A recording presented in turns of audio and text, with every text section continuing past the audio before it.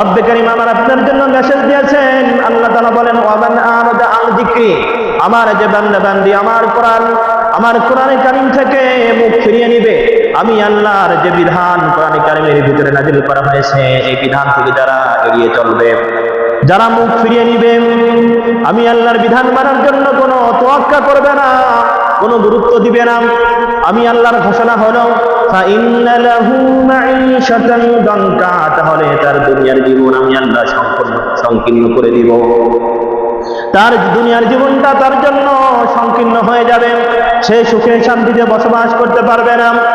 2 নম্বর শাস্তি, ওয়া নাহশুরুহু ইয়াওমাল কিয়ামাতি আমা, রব্বে কারীম বলেন যারা আমার কোরআন থেকে মুখ ফিরিয়ে নিবে, আমার কোরআনের বিধান যারা মানবে না, রব্বে কারীম আমি আল্লাহ কাল কিয়ামতের ময়দানে তাকে অন্ধ অবস্থায় হাসরের ময়দানে উত্তোলন করব।